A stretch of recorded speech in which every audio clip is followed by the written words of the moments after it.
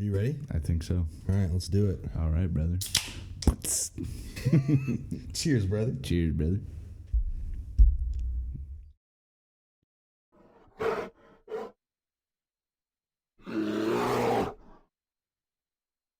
Dude, Old Melksters was right, dude. These NA beers are not bad. I don't believe it.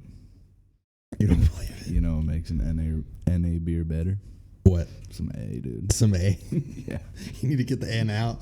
Get some A in. Hell yeah, brother. What's up, Joey? How you been, man? Pretty good. How about yourself? I'm doing good, man. I'm doing Yeah. good. I'm excited, man. Me too. A little nervous. A little nervous? excited. We'll just get the jitters out, dude. Just Yeah. pretend like we're just hanging out around the campfire, you know? We should start a fire in here. Make me feel a little more at home. I mean, we got enough cords hooked up. We could probably start a fire. I don't know. But yeah, dude. Welcome to the pod. I don't know if you want to tell the audience a little about yourself, maybe, or we could just get right into some topics that I want to ask you about. It's up to you, man. I don't want them to know anything about me, actually. Nothing. Nothing. Just say your name is Joey. My name is Joey. This is what I look like. You'll learn more about me in the next undisclosed amount of time, I guess. Yeah. All right. Well, the first thing I want to get into is you were in the military, correct? I was in the military. Cool. That is a true fact. All right. So you're our second. Well, if you count me, you're our third vet on the show. That's exciting. It is exciting. Why did you join the military? Well, I guess ever since I was a young lad, I kind of always thought that would be cool to do. I've had a lot of military in my family, so it was kind of, I guess, somewhat of a family tradition. But I don't know, really, it kind of got real when I just decided I didn't like going to school and figured if I went to college after high school, it just would be kind of a waste of time. So it was a nice buffer time, I suppose, to kind of figure out what I wanted to do in life. And yeah, I guess just kind of give me a break from going to school. Did anybody in your family serve that kind of inspired you, or? My dad was in the Army, as I was in the Army, and my dad was a medic back in the late 80s, early 90s. Okay. Was he in any conflicts or battles or anything back then? No, he got out just before Desert Storm. He was stationed in Germany, and I think he actually left Germany like 3 days before the Berlin Wall came down. Oh, no shit. So, wow. That's kind of, if that kind of gives you a general time frame of when he was there. But he just had a lot of cool stories and fun stuff to talk about. It seemed like a good time.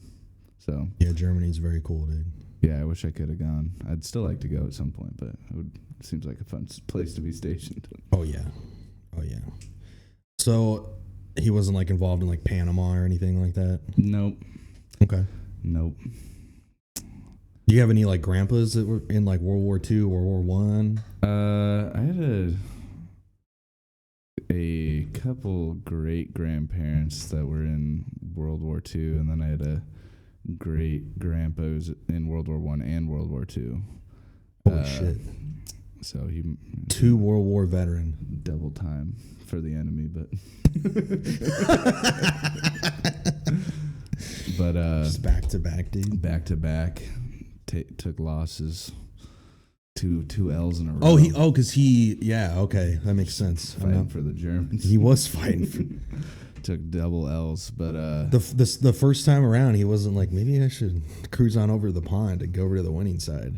Yeah, I kind of wonder if they were like, when they were calling it World War One, he's like, what does that even mean, dude? Yeah, is there gonna be a second one?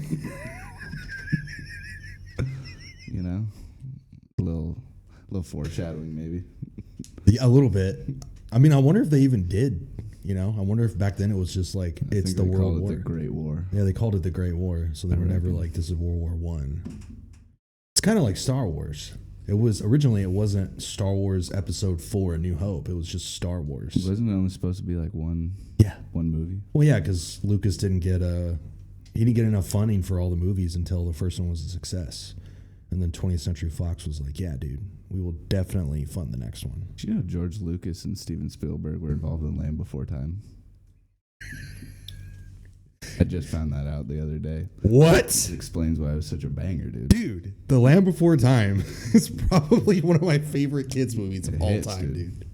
Dude, I just watched that last night with Mallory. Really? Did you? Yeah. For the first time? Like 20 years. Holy Dude, shit. I've been thinking about revisiting it. Dude, Littlefoot, dude. Littlefoot. Deep, deep water. Deep water. Or big water? I don't know what it was, but... Oh, yeah, it was big water. And then fucking tree stars, dude. Tree stars? Tree stars. You Know know what that tastes like? Dude, I feel like they're way better than a normal leaf. Probably. Yeah. But... yeah, I had a couple great-grandparents, my couple aunts and uncles, regular grandparents. But, yeah, a lot of military in the fam. So, when did your like family come over from Europe? I think I'm sure that somewhere in there somebody came over a lot earlier, but most of them came over after 1900. So the Irish came over in like the early, like maybe late teens, 19 teens. Yeah. And then the Germans came over, I think around like 1950, after the Bolsheviks. Did your great grandfather, the one that was in both world wars, did he ever come over to the States? Yeah, he lived in the States after World War II. So it took two, and he was like, all right. Well, the Soviets were knocking on the door. So they had to escape Germany, and they came over. He came over a lot later than my grandma and great grandma and everything, but just because for whatever reason, I'm not exactly sure. But interesting. Yeah, so that's kind of, I don't know, I guess what got me interested. I used to like airsoft as a little kid and wear all my dad's old military stuff, so I just thought it was the coolest thing ever. Those old, what was that term for the shit they would give us from CIF? It had like an acronym. Oh, man. What's CIF, Drew? Oh, it's the Central Issue Facility. It's basically like a location on like every base where they like give you all of your gear. Like you go there pretty much like 3 times in your military career. Yeah. You know, you go there when you get out of basic training and you get to your first duty station. And they're like, here's your real Army shit. Yep. And then when you deploy, you got to go back. And then when you get back from deployment, you got to give some of that shit back. That's pretty much the only time you go there. No shade, but they're basically the worst people imaginable. Yeah, I did not enjoy my time at CIF. Doesn't matter how clean your stuff is, when you turn it in, they're going to find something dirty. Something. Like, you think, right, when you're in basic, you're like, there's no way they're going to, like, critique it this hard. Like, these drill sergeants are psychotic. No, They knew what they were talking about.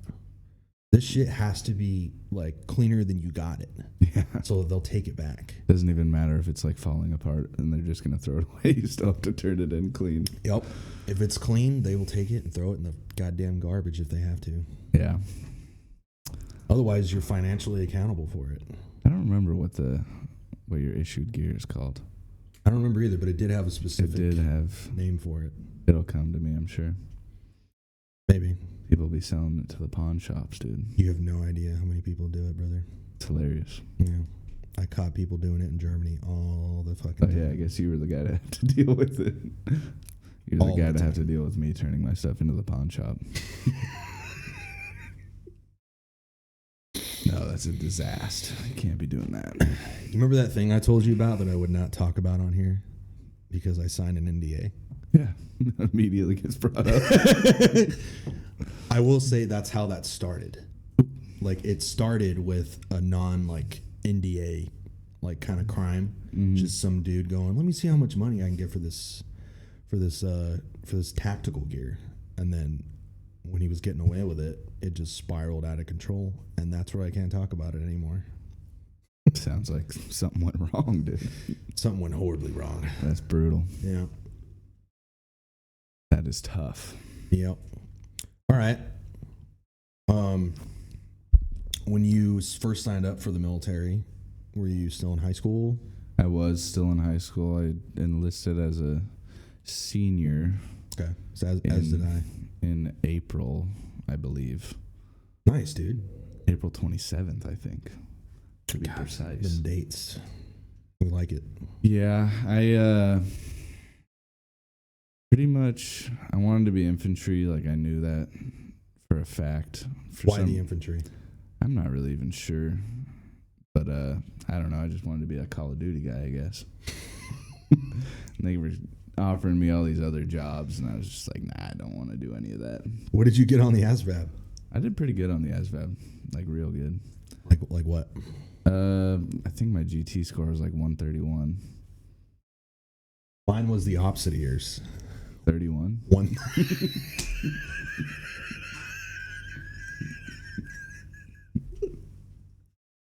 No, a 113. So just take the 31. That's pretty good. Yeah, it was all right. That's enough to do anything. Yeah, pretty much. Nice. They were like, you cannot work on nuclear submarines. And I was like, I don't want to. But like, you can do anything else. What does it take to be on a nuke? I think it's like 130. Damn. I think you made the cutoff, dude. It's my chance. You could have been a nuke. That's what they call themselves. They're like, we're nukes. That would have been cool. Dude. I feel like that would actually kind of suck really bad, actually. Oh, yeah.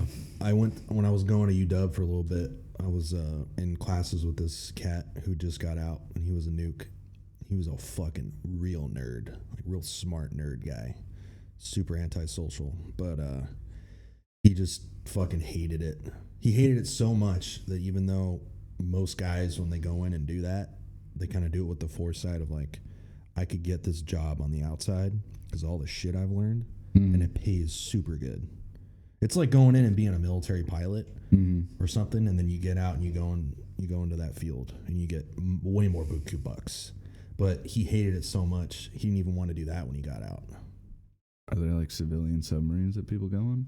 Civilian nuclear, well, they got to work nuclear missiles. No, there's. There are like contracting jobs around like nuke sites, and there's like civilian companies that, like out here in Washington. Do you know about this? Banger? No. So out in eastern Washington, down by the Columbia River, is the largest nuclear waste disposal site. I did not know that. In the country. It's where all by like Hanford. It's down there, like the Tri-Cities. It's like literally almost. It's actually on the Columbia. That's why a lot of people hate it, because they think it's leaking. Tri-Cities is pretty close to the Columbia. Is it? So it's probably from that. Hanford's like a big nuke site out there. I think it is Hanford then. Yeah, that sounds familiar. You're probably right. But yeah, that's where all the aircraft carrier, nuclear submarine, like waste, all the fuel rods, they all go out there to Hanford. Interesting. Yeah, so you can get like a good paying job working there. That'd be cool. Yeah, but he was not about it. I had a chemistry teacher in high school that like randomly said, "Oh yeah, you seem like the kind of guy that would be good on a nuclear submarine." No shit. And I never knew how to take that.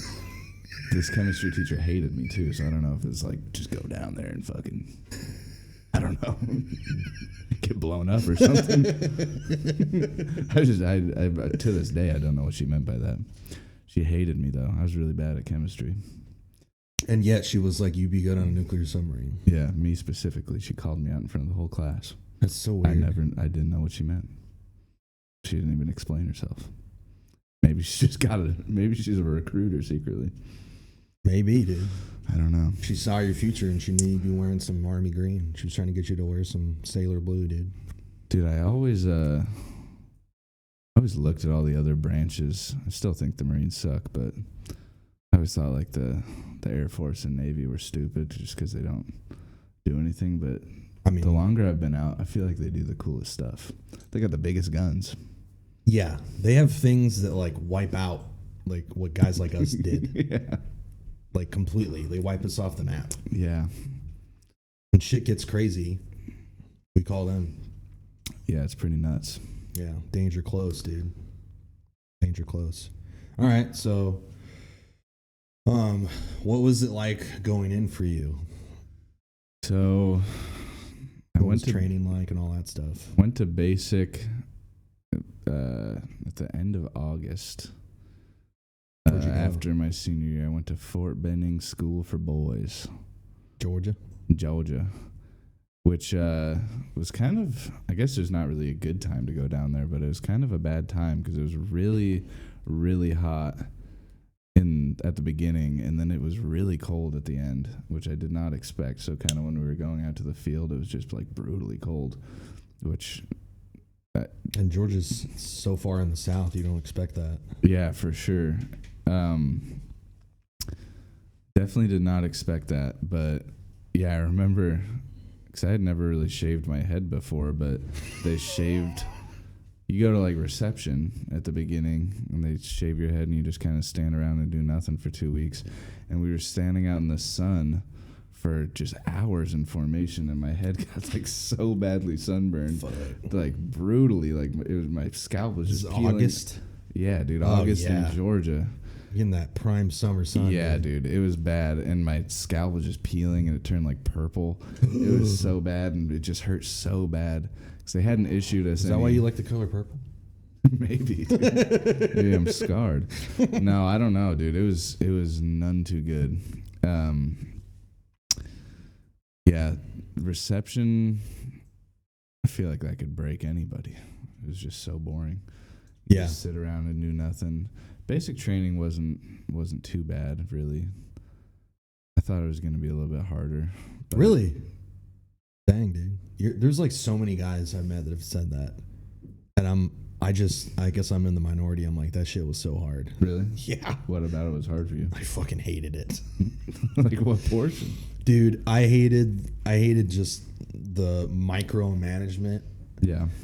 I hated the complete surrender of like personality. Yeah. But like now, hindsight 2020, I realize why they were doing it. I get it. But back then I just system. What's that? I think they have a pretty good system. They have a great system. Breaking down the individual and turning into a killer, dude. Yeah. A fucking weapon. Yeah, they had to work a little harder on me to make me a weapon, but they finally did it. They had to threaten me a little bit, and then finally I listened, but I just didn't like it at first. It was pretty rough. No, I didn't. I mean, I'm sure there are times that were tough for me just because, you know, you're a young boy. You don't have any kind of life experience, and then it's definitely a very alien experience. I remember when they shaved everybody's heads, you know, you kind of like make friends in the first couple of days, and then they shave everyone's heads, and you don't recognize anybody. Everybody looks You're like, who the fuck is that guy? Yeah. You're like, I'm Joey, dude. What are you talking about? But yeah, it was a good, I guess it was kind of a good time, I suppose. Yeah? Made some good friends that I immediately just never talked to again after I left basic training, of course. I had one that follows me to this day. Really?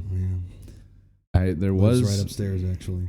There's a couple guys from my basic training class that went to the battalion that I ended up in, and a couple actually that went to my company, but one guy who's in a different platoon in basic training went to my battalion in a different company. I think he went to like Bravo or Alpha company. His name was Bob, but that was not his last name, right? No, I don't remember what his he had a crazy last name, but him and I were kind of pals when we got to our units, and I mean, I wasn't friends with anybody at my unit. They were all very scary to me, but we were just kind of drinking one night, and then that was like the night that my platoon decided like I'm gonna be friends with them. So they like broke into my barracks room, and they're like, who the fuck is that guy? And I was like, oh, this is Bob. And they're like, you're not friends with him anymore, you're friends with us. I was like, all right, see you, Bob. Went out drinking with them, and that's kind of when I made my best friends. All those guys at the unit were a bunch of good dudes. I still talk to a lot of them today. But it's kind of like they forced their hand. They're like, you're friends with us now. Pretty much, they like didn't talk to me at all, and then just one night they're like, he's ready. Yeah. Time to bequeath him with talking to people. Let's bring him in. Yeah. And then I never talked to Bob again. Seriously? I don't think so. I left him. Dude, poor Bob, dude. Bob, if you're out there, man, leave us a comment. Yeah. So basic training, mixed experience, but overall not too bad for you. not too bad. Yeah. What was it like you said, when you got to your unit, you first didn't have a group of friends, a little distant with some of them, and then they kind of forced their hand on you. Any other like fond memories before you headed off to deployment? Yeah, I mean, once I kind of started talking to people and coming out of my shell, it definitely was a lot better. It was definitely took a little while for people to warm up to me. I was like totally, dude, the Army just sunk its claws into me. I was like a fucking robot. You were a robot? And I think that definitely put people off for a little while, but then they found out that I'm just a goofy guy. But yeah, you definitely make friends pretty fast when they're kind of issued to you, I suppose. Like, this is who you get to be friends with, like it or not. It's me and Roger, dude. It's pretty cool because, I mean, you experience people from all over the country and different lifestyles and different backgrounds. So that was cool. I mean, I had never really experienced anyone outside of Washington, really. Right. So I gotta ask you this because this blew my mind. Did you know before you went in the Army that there were black people in this country that were also country? Yeah. I had no idea. Definitely did. That blew my mind. Yeah, just meeting people from the South that are black, that like to hunt, that like to fish, that wear camouflage, not just for style, but because they go and do something with it. Like getting into the whole like Southern like college football scene, like just all that blew my mind, dude. I had no idea. Like there were so many dudes in my unit that were from the South, and I was just like, I didn't know people like you guys existed. Like it's freaking cool and also crazy. Like, that shit blew my mind, dude. Yeah, no, I definitely knew that. You knew that? All right. I feel like. I was just checking. I didn't know, dude. That's nuts. Yeah, I had no idea. Yeah, I was stationed at Fort Campbell, which is in Kentucky/Tennessee. Kentucky. I think like 55% of it is in Tennessee, but it's Fort Campbell, Kentucky, because that's where the post office is. But Well, they based it off the zip code. basically. Yeah. But yeah, I do miss that area. I've been back once since then with my brothers. Went down to Nashville and then kind of cruised around the old stomping grounds. But it's a nice area, dude. I like the pace of life down there, and I think it's pretty. And The rolling green hills. The rolling green hills, and there's just a lot less people. Yeah, you're down there in old Davy Crockett's territory, dude. Is that true? Mm-hmm. Who is Davy Crockett? I've heard of him. I don't know what he did. Is he the one who chopped down the apple tree? That Johnny Appleseed. That's Johnny Appleseed. And also George Washington. You really don't know who Davy Crockett is? He's like I'm thinking of Daniel Boone. They met. Did they? Yeah. The real people. Yeah, they're real people. Davy Crockett is a famous frontiersman from Tennessee who joined the Union Army in their battle against the Native Americans. Nice. And he famously worked out a deal between the Creek and the U.S. government to try to get them to stop fighting so that people would stop dying. And then he also famously, because he grew up like in a log cabin, like dude's famous for wearing like raccoon skin caps, like real country boy. He wore like leather clothes. Like, maybe I'm thinking of Davy Crockett. Maybe you are. But he famously he got elected to Congress out of the state of Tennessee. And he made this like famous speech in front of about like standing up for like the small man, like the common man, and like the values of Americanism and freedom. And when it just fell on deaf ears, he was like trying to swing a vote for something. It just fell on deaf ears. It didn't change really anybody's mind. He like stormed out of Congress. It's like a super famous thing he did. And he quit? He never came back. He was like, what's the point of talking to these people if they're not going to listen to common sense? You know? That's brazen. Yep. And then a few years later, he went on down to Texas because he heard that a couple of folks down there needed some help at a battle you might have heard of called the Alamo. The old Alamo? Yep. Davy Crockett fought at the Alamo, dude. I remember the Alamo. That's good. Remember the Alamo. I heard that they tell you to remember it. Yeah. It's good. It's worth remembering. All right. So what was it like as you got deployed, right? Mm-hmm. Okay. What was it like when you got your orders cut? Like walk us through it. Like how did you guys know where you were going? Had you ever heard of that place before? Just walk us through it, man. Like everything up until you actually got on the plane and flew over the pond. So kind of like when I got to my unit, there was rumors that we were kind of gearing up for deployment. So you do, all of your big field exercises to kind of get ready for that. So there was kind of rumors sniffing around that it was going to happen when I got there, which was kind of cool. So we did our, company live fire and all that stuff to. What is the company live fire? It's kind of. So a company is just the size of the element. It's like 200, I don't know, maybe 120, 150 or so people. Yep. All your platoons and everything. Everybody kind of do an exercise where you just kind of, there's a setup lane basically somewhere out in the woods, and you just kind of walk. You do your maneuvers on the way there, and then there's kind of an objective that you plan on how to attack and everything, and then you kind of graded on just how the unit does. I think it's probably a lot more like the officers are graded on how they plan the whole thing, but it just displays competency, I suppose, in terms of how the individual people are and how the company does as a whole, working as like a team and everything.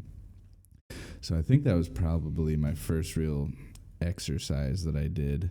It was in like February, which was again like way colder than I expected. Tennessee apparently gets really cold. Yeah, a little further north. So we did that, and then I'm sure there's some more stuff in between, but we ended up going to JRTC in Louisiana, which is just a big base that's based around other units coming and training there. It's like the world's most expensive game of laser tag, basically. And kind of like NTC, the National Training Center in California. Yeah. So we were down there for like a month, did a really long field exercise. It was pretty miserable. But I don't know, it's kind of the funny thing is you kind of hope for the field exercises that suck really bad, because if it doesn't suck that much, there's probably not very many funny stories that come out of it. But the ones that really suck, so if it doesn't suck that bad, you're just out there just walking around in the woods. Yeah. But if it sucks really bad, you're definitely going to be like cracking up after it. Oh yeah. Like, dude, you remember how bad you had it? You're sucking. So, yeah, it was a good time down there. When did anything happen? Did it suck? It sucked pretty bad. Yeah. We so you got some stories, maybe? Yeah, I reckon so. So I was in our weapons squad, which has the big machine guns. I was light infantry, or I guess technically we were air assault, but it didn't really seem like we got to ride on helicopters all that often. We were walking a lot. You got your air assault wings? I do have my air assault wings, yeah. Dope on a rope, dude. The Sabalowski Air Assault School put some respect on it, dude. My bad. But I don't know nothing about that shit. We so you do a battalion live fire, which is basically a whole bunch of companies doing a live fire together. So it's a pretty big ordeal to do that, which was several hundred people. Yeah, it was pretty sweet. And then after that, you go into the box, which is like your couple week long field problem that you're doing, which is just a lot of walking around in the woods. But since I was in weapons squad, we had all this gear that we had to carry, and weapons squad, I guess, just carries all of the gear. And we had a javelin missile launcher. Yeah. That, I'm sure the folks that play Call of Duty know what a javelin is. Yeah. So little private Joe had to carry the big tube, which is, I guess, just like a big tube full of concrete, pretty much. It looks like a javelin. It doesn't shoot missiles, though. Just for training. Just for training. Just you know how heavy that thing is. Dude, it's very heavy. And you're going out to the field for a couple weeks, so your rucksack is already going to be really heavy. And then they throw this giant tube and all these batteries to operate it on your back. So my rucksack weighed plus or minus 1 billion pounds, dude. 1 billion? 1 billion. You must have been stronger than an ox. No. My back was hurting. And like right when we got into the box, they dropped us off at like 10 p.m. or something, like 9 p.m. You know, you just start walking and they're like, oh yeah, you know, we got this little compound that we're going to go hit as like our first objective. And we just start walking through the woods and they're saying, oh, it's going to be like a half a mile movement or something. And we're just walking and we're walking all night. It's like, man, how far are we going? It's like just 200 more meters. Where it's like right over this hill, and we're just walking, and like an hour goes by. And it's like, that's not 200 meters. It's like, dude, how far is this 200 meters? How far we got to go? Oh, just 200 more meters. It's like, what the hell? Where are we? And it's just like pouring down rain. And there's all these rivers that we're crossing. Just like deep little like creek channels. And so everybody gets in like a single file line and you're just waiting for your turn. And I like weighed so much and so many people had gone down this little bank that like it just turns into just straight up mud. So I just pretty much got the technique of just like flop down into this creek channel and then just try to like have people pick me back up. And then just like lay down on the other bank and people just grab both sides of the javelin tube and like drag me up the other side on my face up to the other side of the bank. You're just completely filthy. Oh, just covered in mud. Like 10 minutes in, I dropped my camelback and like stamped the frickin' tube of it into the mud, so like I couldn't drink any water. Because like the whole thing was just coated in mud. It was miserable. So there goes your hydration source. There goes the hydration. Oh, we were walking for like 14 hours, walking all night, walking all day. And then, yeah, I'm not even sure what happened, but that was just a nice introduction to the next like 2 weeks or whatever it was that we were out there. It was a pretty good time though. And then it's like a really well sorted out simulation. Like, you wear this harness and helmet thing that, when you get, it's called Miles gear. And you have lasers on your gun that go off when you shoot bullets. If you guys don't know, or if Oscar wants to pull it up, the movie Heartbreak Ridge with Clint Eastwood, they wear Miles gear in that in a pretty famous scene. It's a good war movie. Anyways, I just wanted to drop that in there. Miles gear, is that old? Yeah, Miles gear is from like the 70s. Damn. Yeah, and it was in Heartbreak Ridge, which I think came out in the 80s. Interesting. Yeah. So I ended up going down as a casualty at one point with a couple other guys. They just left us out there. And then we're in like the big enemy base or whatever, just as dead bodies. And we didn't have like any of our gear with us. It was like a mount site or something. Is that what you guys called it? The enemy base? It was just like a big like patrol base, basically. They're like super dug into. Right. For some reason, we tried to attack them, and just the whole like hillside lit up with enemy gunfire, and we're just like, oh fuck, like getting all lit up with blanks. There's like a big row of concertina wires out in the woods that we just thought was just out there. So like the whole company ends up jumping over this row of concertina wire and just keep walking, and then just like walked into this like brutal kill zone. It's like, oh no. It's just like, I don't know if it was the whole company or if it was just our platoon, but it was like 30 guys just against just a massive onslaught of enemy fire, dude. Yeah. Simulated enemy fire. And me and like 13 or like some amount, like maybe 15 guys, 12 guys or something, ended up going down in this little thing, and everybody else retreated. And then I brought like a Camelback that had like a quarter weight full of water, and nobody else had any water. So we're just out there in the like observer or whatever, just kind of like, all right, well, if anybody's dying, come find me. And then he just tears off. We just get left out there for like 3 days with like no food or anything. What? No water. What? We're like, it's cold. It was April in Louisiana. It got like really cold at night. Nobody had any blankets or anything. We're just What like the snuggling to stay warm, just trying to survive. We ended up like raiding their trash and stuff to find like half-eaten MREs.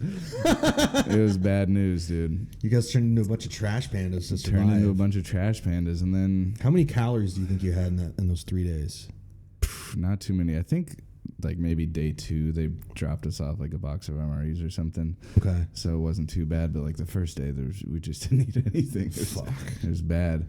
And then it ended up raining a lot. We were just kind of out there trying to survive. It was pretty fun though, because we just didn't have to walk around. We were just dead guys, so Right. we were just kind of hanging out all Because day. you guys got blown up after you crossed the sea wire. You guys Yeah. got fucked up. So I'm sure everybody else was out there just walking around in the woods, and we just got to hang out. Like we didn't have very many resources, but it turned into kind of like a little bit of a man versus wild. So it was a good time. But then, so I don't know. JRTC was pretty fun, but then we that was, I think, kind of the big qualification or whatever to get deployed. And we still didn't really know where we were going, but we had heard, we're going to the Horn of Africa. The Horn of Africa. The Horn of Africa, the big pointy thing on the map. on the Oscar's got east it pulled up side. there. We'll zoom in on it a bit here. So we didn't really know what our mission was or anything, kind of until right before we went. How much notice do you think you got? We knew at some point, kind of in a general time frame, when we were going and then where we were going, probably like a month in advance or so. Okay. So they gave you like pre-deployment leave and everything. So Were you kind of surprised? Because what year was this that you guys went? 2016. Were you surprised in 2016 that you weren't going to like Afghanistan or like going somewhere in support of Afghanistan? Because we were still there another like 8 years after that or whatever, 6 years. Not really, because I mean the war was pretty much over at that point. Okay. I mean, they were just stationing guys out there, but so I didn't really know what to think, but it definitely wasn't at the time what I wanted, you know? Yeah. You want to do the big cool. I can relate. I went to fucking Kuwait, dude. Yeah. I can relate. You want the big cool, like, action-packed deployment. Mm-hmm. And then we find out we're going to Djibouti. And it's like, what the hell is that? Yeah, what the hell is Djibouti, Joey? Can you explain to us where Djibouti is on the map? Oscar, you got it pulled up on the big screen? Okay. So it's this tiny little country that's right on the Red Sea, just north of Somalia, right across the Red Sea from Yemen. Well, that's a fun area. Somalia adjacent. I think it's like a French colony. I don't know. The French are definitely still there, but we ended up buying a base off of the French called Camp Lemonnier. Is that it right there? That's Camp Lemonnier. So there's a big airstrip there. No, it's right by the ocean. Right by the ocean, yeah. Wow. That's where Joey hung out. It's a Navy base. Is it? Yes, they got some pretty good food there. How many Army guys were there, including you guys?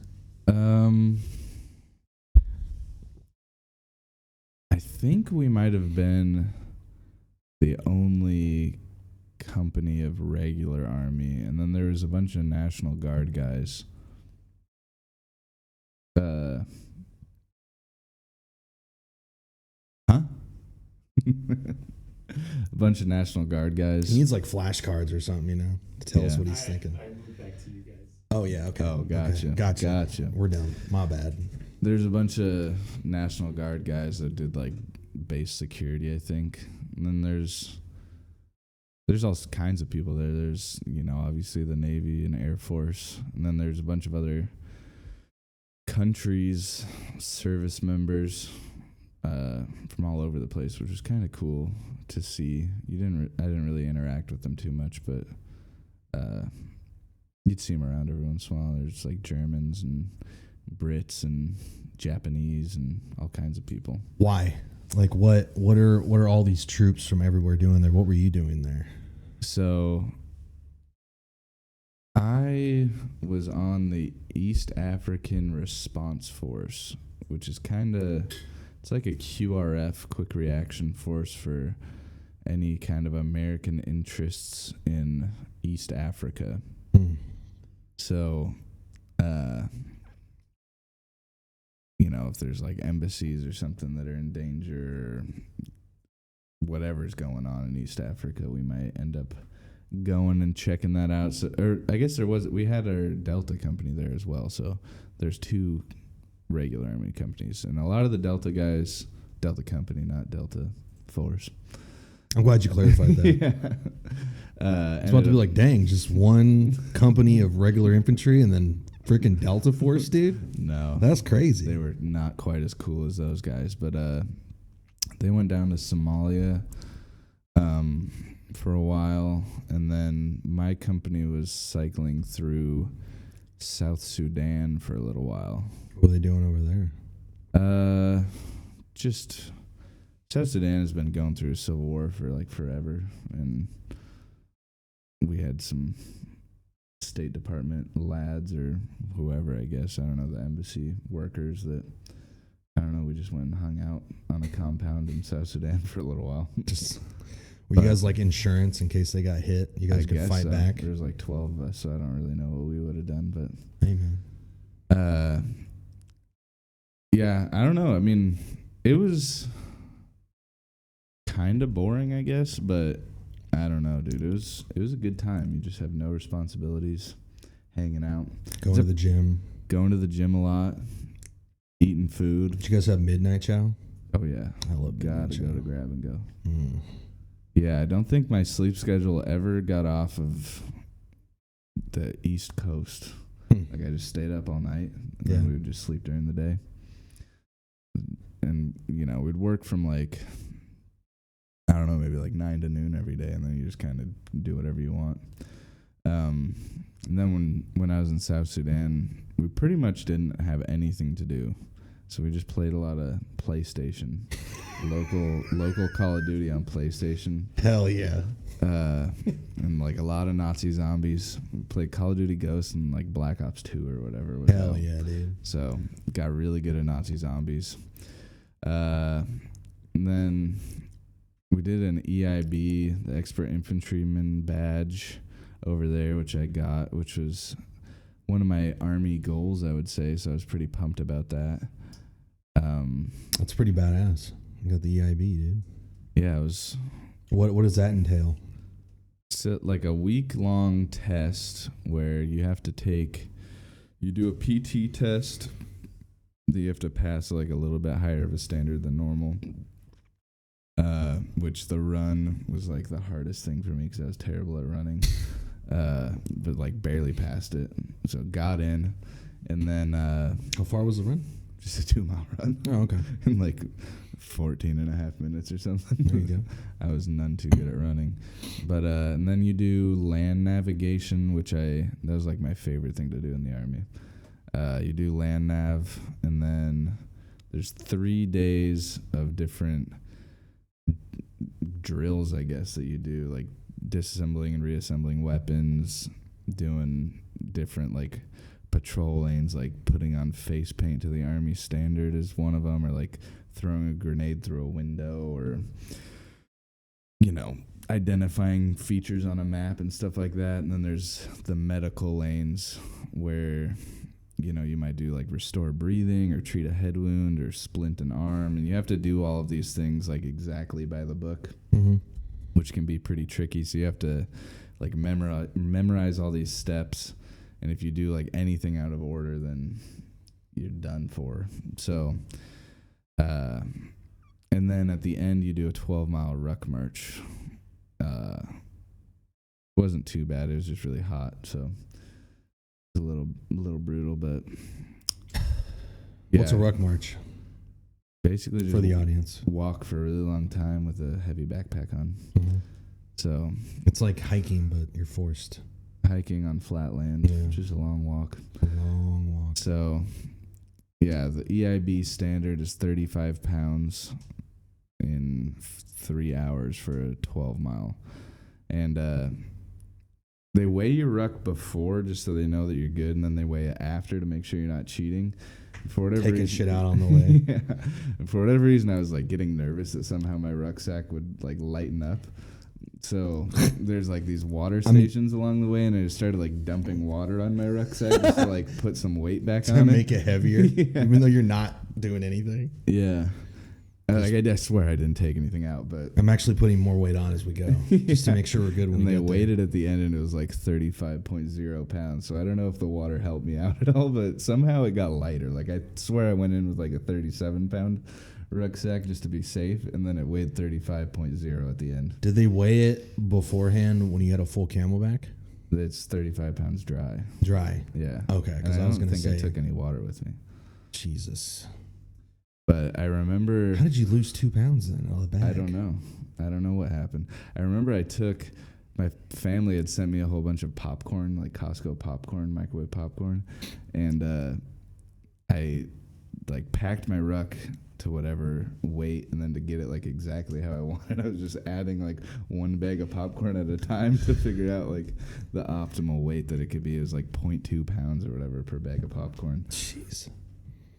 Is it all right if I take a quick pee? All right, sorry about that. All good, brother. You were talking about the EIB, right? Yeah, so had the popcorn, passed the ruck.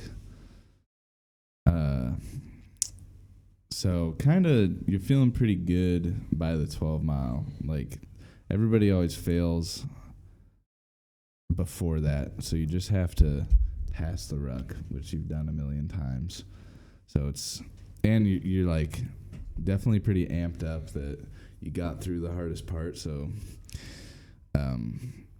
you just have to finish this one last thing. So I was pretty excited, and as long as nothing disastrous happened, I had it, which was exciting. So I ended up getting that, and then I think maybe even, it might have been like right before that actually, I went to a French Desert Commando course, which is a school that you can go to if you get deployed to Djibouti that I guess actually I just found out the U.S. started going to in 2015, I think. So I was like very early on and when we started going to that course. But it's ran by the French, and it's a pretty cool course. You do a couple like obstacle courses at the beginning, and then you do like a field problem, and they just teach you about like desert survival and desert maneuvers and stuff like that. And we had, I think there's a platoon. Did you get taught how to like procure water? I don't remember if they taught us that or not. Pretty important. Yeah. So there's like a company size. So there's a couple platoons of French Marines, and then one platoon of Americans, and then there's a squad of us, 101st guys. So it was a lot of National Guard guys, and then we had one squad of like 9 people. That was the 101st, like regular Army guys. So you guys were the Screaming Eagles, but post airborne. You guys were now air assault. Yeah. Damn, dude. Yeah. It's still a badass unit, though. It is a cool unit, and the French like didn't know that the 101st was out there until like halfway through. But we've been like trading MREs with them and stuff, which their MREs go crazy, dude. They have like actual flame heaters and like tins. They got croissants in there. I don't think they have any croissants, but they have like salmon and stuff in there. Oh shit! It's like nice. It comes in a big box. Well, yeah, when 0.1% of your GDP goes to defense, you can spend money on other things like food. Yeah, they loved our MREs for some reason, but then they found out that the 101st was out there, so like our trade agreement got a lot better because they were like, "Oh, 101st, you guys bailed out France in World War II." So some other guys. Did they not see your guys' patches? We didn't like interact with them a whole lot until like halfway through. And then they finally noticed. And then they finally noticed, and they're just all about it. Oh, so yeah. We did a lot of like trading uniform stuff and things like that, like patches for patches, and I ended up getting like a full French Marine uniform and beret and hell yeah, all that stuff, which is pretty cool. It doesn't fit me. The French are small, but dude, I put on this German fleece top that I traded for in Germany. Mm-hmm. I put it on like 2 weeks ago. It is so tight. Yeah, like I had to like squeeze it like just over my head. I'm sure I don't even fit into my army uniform anymore. But the course was cool. Dug a fighting position in for a LMTV, a deuce and a half with e-tools. What does an LMTV stand for? Is it like a light machine? I have no idea, but it's a big ass truck. Can you look that up? What is an LMTV? It's just a big ass truck, and we had to dig in like a ranger grave for it and like bury it up to the headlights. That's what a ranger grave is. You bury like it that deep. Well, is it like kind of like a back end thing? For like a person, it's just like deep enough that you're below the surface of the ground. But for a vehicle, it's like you just drive it in and bury it to the headlights. So imagine how big of a hole that is for a huge truck. Humongous. Yeah. Did you guys build that? Yeah, that's an LMTV. Can you look up like what the acronym stands for? We did it in like a day. It was on a giant dry lake bed that we did this on. So it was just digging in sand, but... Did you guys have to use your e-tools to do it? Yeah. Oh, my God. Just like 8 of us just going crazy on the sand. What does it say? Light, medium, tactical vehicle? There we go. There might actually be a picture in that slideshow of an LMTV. Us in the back of the LMTV that we lived in. Dude, I don't know about you, but my favorite seat in the LMTV was that middle one. That was cool. That like front. Third one, up front. That was like I was like in the cab of an LMTV like twice in my entire time in the army. I rode in the back of them. Oh, I got to drive them. They're fun. Keep going. That one. Go back one. Yeah, that was us. That was the crew in the back of the LMTV. 101st Airborne, dude. Look at that patch. That's Joey on the right, second from the outside. Yeah. Man, you're a handsome devil, dude. I was. I don't know what happened, dude. You're still handsome. But yeah, that was us at Desert Commando. I think there's another picture. The French had bought some goats off of a farmer. That's the one. Off like a Djiboutian farmer, and they taught us how to like field strip an animal and cook it out in the desert. Yeah. So I ended up chopping the head off of one of the goats. Was it already dead when you did that? No. That's how we killed it. How did you chop off the head? With a big ass knife. That's not a knife. That's a knife. Yeah, dude. It was pretty graphic, but and I don't like a machete? Yeah, I'd say it was like more of a machete than just a regular knife. Jesus, man. But did you guys eat that goat? Yeah. Was it delicious? So they cooked one, like they made a fire and then wrapped the goat in something and then buried it in the ground. Ooh. And then they cooked one like French style where they like put all these seasonings. It was not very survival-y. They had like a little grill and they cooked one of them up. It was okay. Like I'm not going out and trying to get some more goat anytime soon. No. I mean, it was pretty good, I suppose. It's not the move. What do we got up here on the screen, Joey? That I don't remember. That's you, what, third from the right? Yeah, right in the middle there. I don't remember when exactly that was on deployment. That might have been right after I got back from South Sudan. but I was getting a challenge coin from the brigade commander. He flew over to visit us. What's a challenge coin? It's just like I don't know. It's like not really an award. It's just like a cool, good job kind of thing. Oscar, can you grab one of my coins from the fireplace just so we can just show the camera what it is? I missed out on a whole bunch. Like the Sergeant Major of the Army came. Just pick any of them. And was giving people coins, but I was in South Sudan when that happened, and like I missed out on a whole bunch of coins, but then I got this one, which was cool. What was on it? It's like the club, like our brigade symbol, like a club from a deck of cards. Let me see that. That's my challenge coin for winning the battalion soldier of the quarter. That's savage. 504th and P battalion, dude. That's sick. Yeah, Dragon Fighters. I don't have anything as cool as that. I think he wants to see it. Hold it up for him.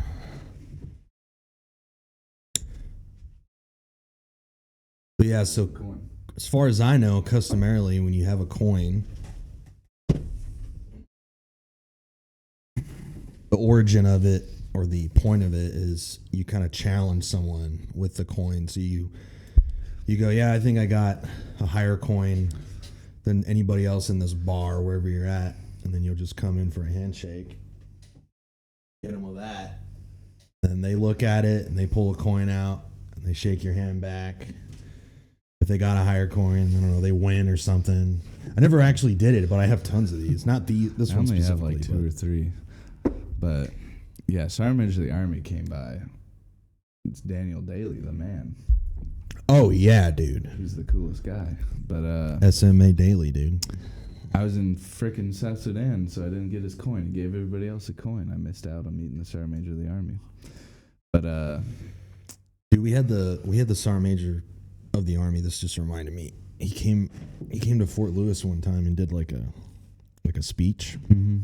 I was down there at Evergreen Theater, whatever the heck it's called. But there was like an active shooter scenario. Somebody called the military police station, and they were like, there's somebody with a gun inside the like foyer of the theater, and the Sergeant Major just started talking. So then they just rolled every MP on base, dude, and they like put it out to like Washington State Patrol. We had like civilian police rolling on base. I was on duty, and they like told me where to go. They were like, he's at the theater. So I just like got out of my patrol car, called it in on the radio, went in. People were panicking, running out. People got word that something was going down. The Sergeant Major got like rushed off stage. That's crazy. Yeah, I think this was before Daly. It was like this was either 2012 or 2014. Okay. But he got rushed off stage by his little security crew, his PSD crew.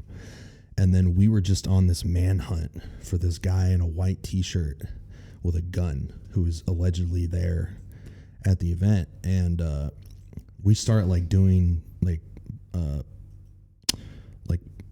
don't know what the word is, like a fire line or like a police line.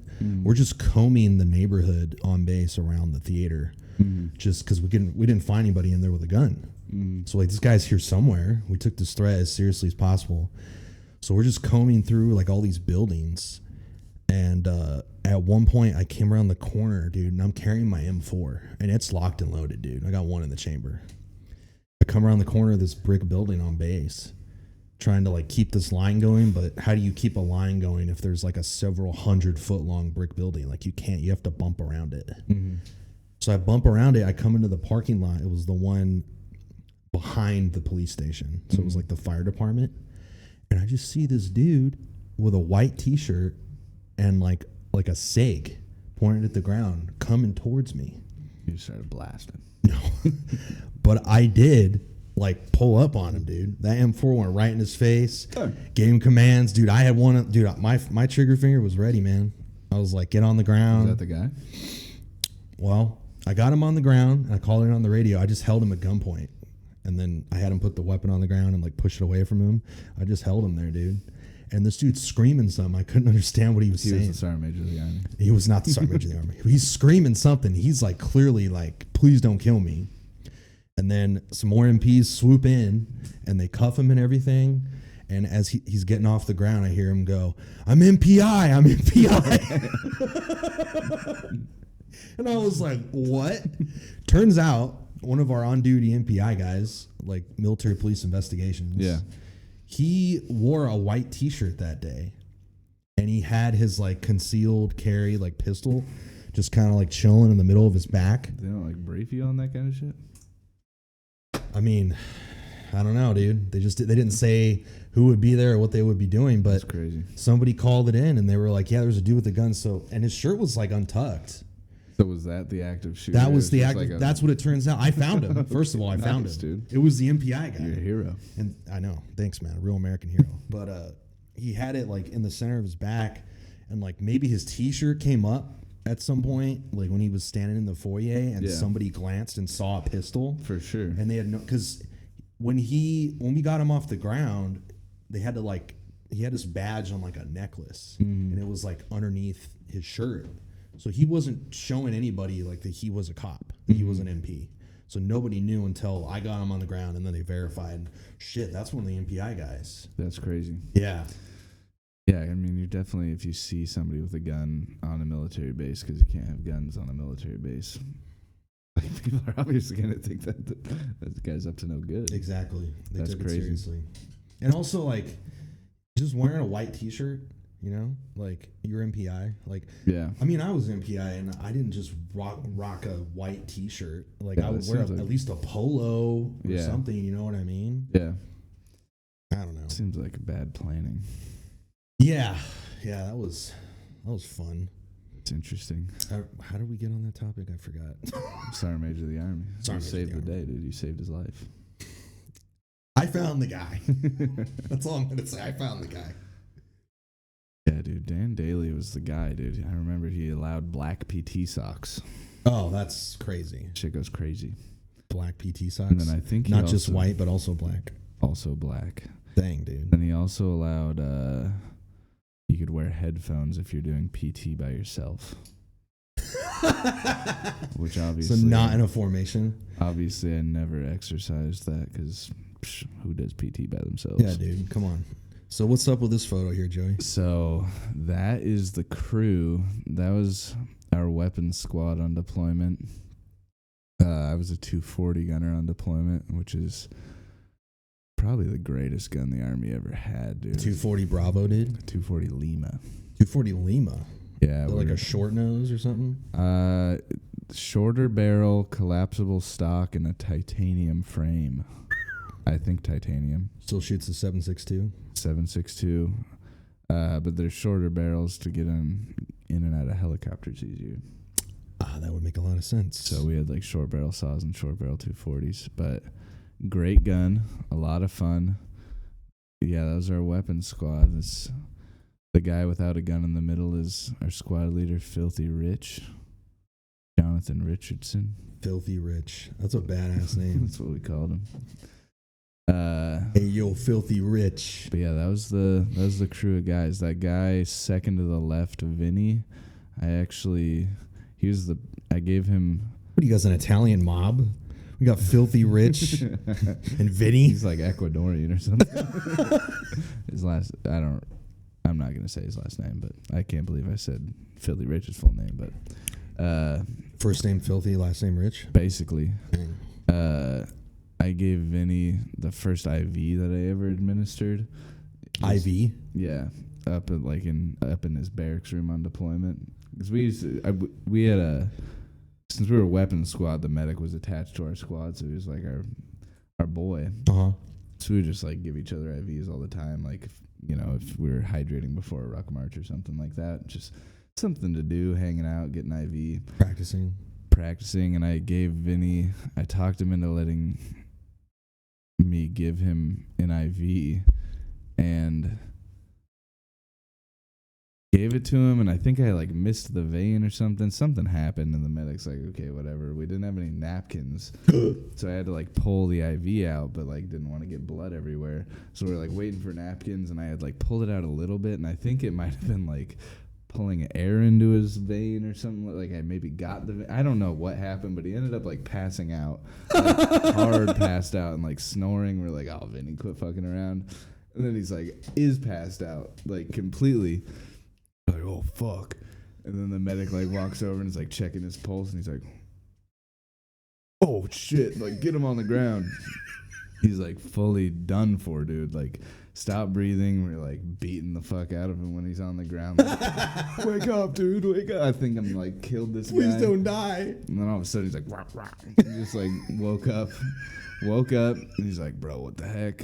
I don't feel too good. He started like yakking everywhere. Oh yeah. He had ended up like somehow like, I don't exactly know what caused all of this because I'm not a doctor. But Yeah, you're just giving guys IVs. just giving guys IVs in the barracks room, dude. It's pretty casual stuff. But he like This is some army shit. he dude. like swallowed his God. dip at one point, like while he was passed out, and like might have choked on it or something. But he like fully ingested it. Which So that's then- why he threw up. He That's swallowed why he his dip. threw up. But we didn't have any like bags around, so we're like grabbing like anything that can hold throw up. It was a disaster. And then no one would let me give IVs after that. But Yeah, no shit. Oh my Yeah. god. maybe like a year later I started giving IVs again, but That's hilarious, dude. yeah, dude. Oh my God. It was bad news. I feel like I could be pretty nice at it, but I mean, practice makes perfect, dude. You want to Yeah. give me an IV right here? for a little, yeah, dude. We got any needles, Oscar? Oh, we don't got needles, darn. Well, what's going on in this photo? That was just, I think we were out at a range in Djibouti. That was actually, I'll get in some weapons practice. yeah, I think that range is actually like right by where Desert Commando is. I think I'm trying to pay attention to the topography here because I know what's coming. it's a lot of mountains, not a lot of foliage. Not a lot of foliage. I've been duped by that before. A lot of crazy animals. When I was out at Desert Commando, I saw a hyena. You saw a hyena? Yeah, Oh yeah, you were in freaking Africa like that. yeah, that makes dude. sense. I guess. Those things are huge. They're like big as like a guy. Really. Yeah. Are hyenas like 200 pounds? I think some of them can get pretty bad. I don't know if they're 200 pounds, but maybe like over 100 pounds. I don't know. How far away were you? Pretty close. Like very close. Did you see his teeth? No, it was like at night we were at, Oh god. this was like the night that we dug in the little ranger grave for the LMTV, Uh-huh. and like there's no light pollution there, so the moonlight's like so bright, like you could read a book out there basically. It's Nice. super cool. If you want to read at night, just go to Djibouti. Yeah, Go to the Horn of Africa. yeah. Good travel tips. We're out on this like huge dry lake bed, nothing around, and we're like getting ready to bed down, and like my team leader or whatever comes up. He's like, yo, you guys want to see a hyena? We're like, well, yeah, dude, obviously. We had been like hearing them in the hills through like this entire time. That is a crazy statement. But we're like, yeah, dude. And then Did we they start sound like, crazier than like a coyote? it's very eerie sounding. Oh, God. It sounds nuts. So we started like grabbing like all of our equipment and stuff. Like, gotta bring your weapon with you and like bring your night vision because you can't leave that stuff unattended. We're like putting everything on. He's like, no, dude, it's right there. We like turn around and it's like, you know, maybe like I would say 25 feet, but it might have been a little bit further. But it's right there, just like It's less than 50 feet away. it's Holy just shit. sitting there chilling. Like, what the heck? So Wow. it was just sitting there, like it somehow. I mean, we were probably a good like 300 or 400 yards away from the shore of this dry lake bed. Uh-huh. Somehow it got like all the way up to us without us noticing. It was just sitting there, like waiting for us to go to sleep. I don't know what hyenas do, but Well, they are pretty nocturnal. I know that. yeah. So we ended up like scaring it off, and it like ran down kind of our little line of people, and then eventually the National Guard guys just chased it off into the hills. But That is not what I thought you were going to end that with. I thought you were going to say that eventually National Guard guys just shot it to death. No. And then you guys cut off the head of a hyena No, and ate that would it. be so sick though. Have a hyena skull. Do a little like turducken, but like with a goat and a hyena. That'd be savage, dude. No, No. Yeah, that was the only one that I saw with my own eyes, but we'd hear them every once in a while. That's so creepy. Yeah, they're cool animals. They're front wheel drive. Like the only animal in the animal kingdom is front wheel drive. I don't even know like what that means. Like their front legs give all the power, like a dog. Kind of like all wheel drive, you know. It's more like rear wheel drive. Interesting. Hyena's like, you know how like a German Shepherd is like a big sloped back? Right. It's like that, but because just like their head and their front legs are like super powerful. Huh. You might have to fact check me on that, but I don't even think science knows if they're a dog or a cat, dude. Dude, science doesn't know if it's a they or them, so we're good. Whatever it really chooses to be. Yeah, those fuckers are big, though. Oh, man. I think there's like 2 different kinds. I think that's like more of a southern African one. I don't know anything about hyenas. Any other wildlife that you saw out there? Memorable? You guys see any like antelope or giraffes or anything? Saw a lot of camels. Camels? Yeah, I fucking hate camels, dude. They're gross. They stink. They're stinking. They're nasty looking. And they're stubborn. They're so stubborn. Yeah, there'd just be like herds of them. Like, you know, people would raise them as cattle or something, I guess. And the Bedouins. Saw some camels. I don't know. Sure saw some scorpions and stuff. I don't really remember too much. You guys see any camel spiders? No, I didn't see any. I was scared. I was scared that we'd encounter them, but fucking hate those. That's so, crazy. Oscar's giving us the prompt here. I mean, first thing that comes to mind, but you know what I'm getting at. What's like the oh shit's gonna get real moment that happened to you in Djibouti? In Djibouti? Yeah. Or on deployment in general. I mean, in South Sudan, there's some like kind of interesting moments that we don't necessarily have to talk about too much, but kind of a funny thing that happened in Djibouti. We were out at a machine gun range just practicing, and like some of the locals just came up out of the hills, I guess. I don't know where they came from, but they just kind of came out of nowhere, and it was like 2 women and then a whole bunch of kids. And like they would a lot of times when we were out and about come up like begging for food and stuff. Yeah. We were told like, you know, don't engage with them or anything because they'll come back for more.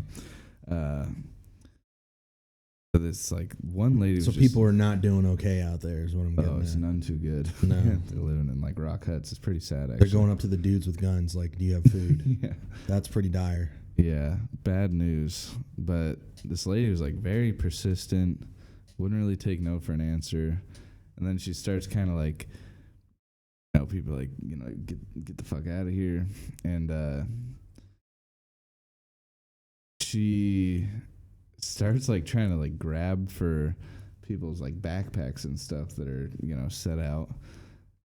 And people are like, yo, get the fuck away. And then like people's weapons are like leaned up on their backpacks, and she like kind of like bumps one of the weapons, and everybody's like, hey motherfucker, like what the fuck are you doing?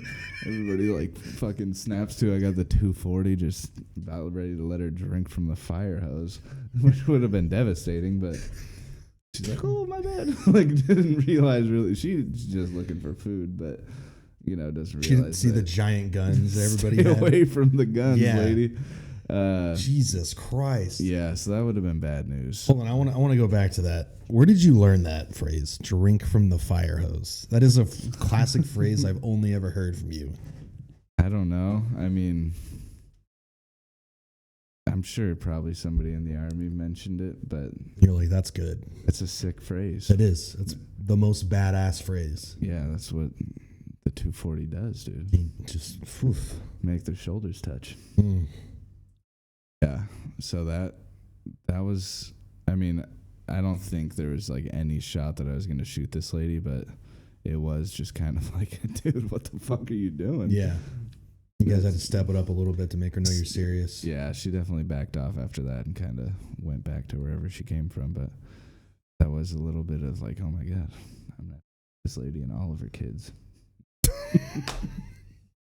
I'm glad that didn't happen. I'm sure glad it didn't happen either. That would have Yeah. been a hard one to explain. But pretty funny. It also would have been terrible, if like her intention wasn't to get food. Yeah. And she was going for a weapon. I don't really, I don't know. There wasn't really a threat of any kind of enemy action in that area.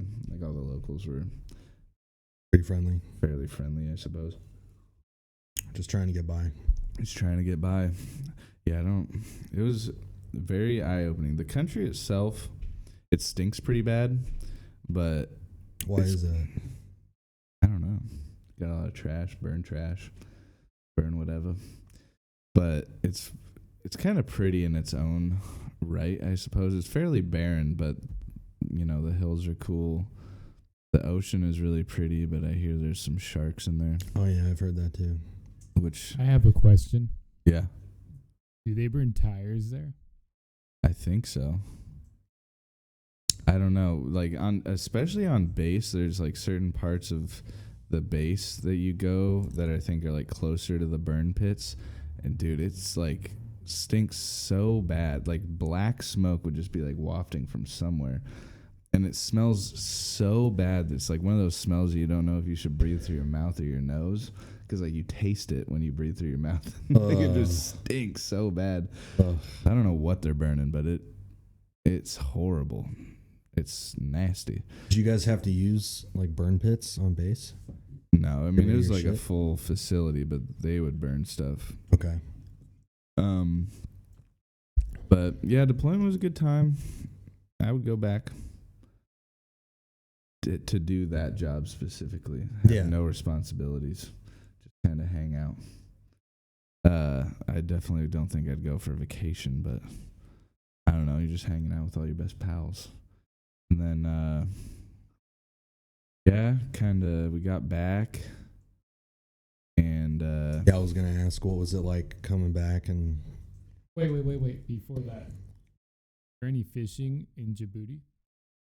I wasn't really into fishing at the time. I'm sure there's some cool fish. We swam on like a reef at one point, like towards the end of deployment, which was pretty cool. And there's a lot of like cool tropical fish.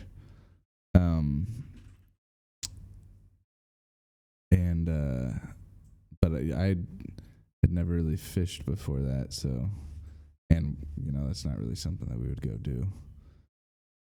But you guys how did you see the fish? Did you just like look in the water? Did you have like a snorkel or something? we're just like swimming. I think I had goggles for some reason. Somehow like the PX or something. Yeah, maybe. The water like stung your skin really bad, I remember. I don't really know what was up with that, but yeah, like maybe it could be. I don't know, but it was like, or it could also be something that they're dumping in the water. That could be. I didn't really think about it too hard, but it was just like a big reef, that maybe went out like 100 yards, like right off the shore, and then it just dropped down like super far. So it was kind of spooky looking out in that deep water over there, like not knowing what's gonna come out of it. But drop off. Yeah, it was cool. Was it like that area right there, maybe? I don't know if it was there specifically, but that's kind of, you can see how many reefs there are off the coast just by looking at that map. That's cool though. So that was pretty cool. That's the only reef I've swam on. A lot of tropical fish swimming around in there. Nice. But it's such a weird, I don't know, like conundrum or like it's kind of like ironic in a way, like that you were in this like hostile fire zone, you were in a combat zone, and like you're at 1 minute you're like, I wouldn't say like Djibouti is really hostile. Like there's not really too much of a threat. Okay. It'd have to I guess pretty much as big of a threat as anywhere else, I suppose. Like there's not really any threat of them coming to get us. What about in Djibouti. like Sudan? There's like a war going on there, yeah, but they weren't necessarily super interested in us. We were just kind of there in the middle of it. And you went through there, right? Or you were there for a little bit? For a couple months. Okay. So just kind of watched the Civil War happen. How long were you like deployed? I think it was like a 7-month deployment, maybe. Well, that's kind of what I was getting at. Is like you go not too far away, and there's a civil war going on, and like if they wanted to, for whatever reason, they could turn the guns on you guys, and all of a sudden you're in combat, and then you go a little further away back to your base, and you're out there, one day just kind of snorkeling with the buddies, looking at tropical fish. Like, it's weird. It's kind of a mind fuck. It is kind of a mind fuck. Yeah, you kind of forget, especially when you're on base a lot. So everybody's speaking English, and it's like obviously well developed and everything. There's like actual buildings and everything. You kind of forget where you're at, and then you go off base. You're like, oh shit, just barren wasteland. People living in like huts and crap. Yeah, that is super bizarre. It was bizarre. It was very interesting. Just like I saw, there's like so many dogs out there that are just like the species dog. Like I don't know what they are, but like imagine what a dog looks like. That's exactly what they look like. It's just dog everywhere. Yeah, just kind of. Yeah, I don't know. It's an interesting place. Definitely was pretty eye-opening. Yeah. For sure. Something you won't forget. Definitely not. Yeah, I had some good times. It's kind of one of those things that you like are just looking forward to going home and doing normal stuff, driving a car. Yeah. Going on the internet, which we had Wi-Fi. It was just pretty bad. Just having watching a football game with the boys. Watching a football game, just like doing whatever you want. Yeah. You're always looking forward to that, and then when you leave, it's like, man, we had it so good and we didn't even know it. Mm-hmm. So, but yeah.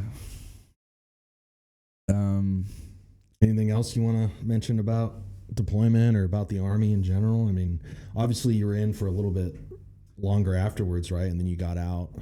Yeah, I mean, I was only in for like 3.5 years, so I don't know. I mean, yeah, I would say like getting out was a lot harder than I expected, just because the Army is like not really real life, No, it's not. So I don't know if I really like matured that much while I was there, just because it's like a bunch of other young dudes and you're just goofing around the entire time. So getting out, and then people just don't really act the way that you expect, because you go from like a very regimented way of living to like people living normal life. Mm-hmm. So I remember being like pretty wound up after I got out. Like, why are people doing this stuff? Like getting in line at the grocery store and just, I don't know, just like random stuff would just like piss me off. And I mean, I miss my friends and all that. So I don't know. I mean, I think I didn't realize what it was that I was missing, but I definitely think it was just like a change that I didn't really expect, because you live a long time as a normal person, and then you go into the military. But it's just you haven't lived like adult life really. Like I joined right out of high school, hadn't really lived outside of school, and then you just go and like work your first job and stuff, and it's just very different than what you're used to. Oh yeah. So I think it took me a while to kind of get over that, but same here, man. I don't know. Definitely just gotta. You make friends somehow. Made a whole bunch of friends who are also in the military. But yeah, I mean, I was happy that I had my brothers and everything, and they kind of. I mean, I had my good pals from before the Army that I'm still friends with today, and then my brothers were there, and they introduced me to a whole different crew of lads like you guys. So yeah. Yeah, I mean, I think that's just what everybody goes through. When you get out, make sure you have a good plan. You're going to hear it from everybody. Amen to that, dude. Thought I had a sick plan. Turns out not so sick. Just make sure, you got shit figured out. Or don't get out. Yeah, just stay in. It's so much easier just to stay in for a little bit longer. It's not as bad as you think. No, it's not. You've already done the hard part. You're already in. Mm-hmm. You got no responsibilities. Everybody tells you what to do. You wear the same shit every day. Yeah. It's pretty sick. Fucking the rent's paid for, the electricity's paid for. You don't make no money, but yeah, it's fine. buy a cool car and hang out. Yeah. What else you got to spend money on? Go shoot stuff. Don't marry any strippers. Yeah. Anyways. Living life on easy mode. We'll get into a different topic here now. So what? A little over a year ago now, we took a trip. Me, you, and young Oscar here. We went down to Baja, down to the Baja, Mexico. Yeah. Went to go watch the Baja 1000 race, dude. Hell yeah. I mean, it was fucking 3 days, but it was like a 3-day adventure of like, I feel like a month's worth of shit. Yeah. It was just so bananas. Yeah, dude. it was pretty savage. Yeah, that was a fun trip, man. Did you know? How did you find out about the Baja 1000? I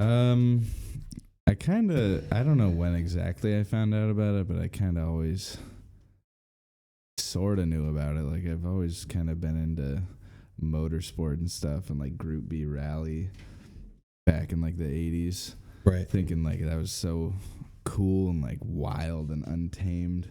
And obviously they don't do Group B anymore. But then Oscar, our buddy's like, dude, you can do all of the cool Group B stuff. It just is big trucks instead of sports cars. And piqued your interest? Definitely piqued my interest. And he's like, dude, I used to go to this all the time. Like, we can actually go. Like, that's never something that that's something that I would always want to do, but never would actually go do, you know?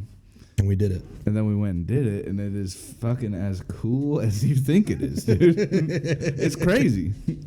Just like 1,000 horsepower monster trucks flying by. You can get run over if you want. Yeah, there's no fence, nothing. No. You're just standing in the desert as a truck flies by you at 110 miles an hour. Yeah, that was really cool. The most badass, dude. The most badass. Yeah. Speaking of getting run over, do you guys remember that first day we were there?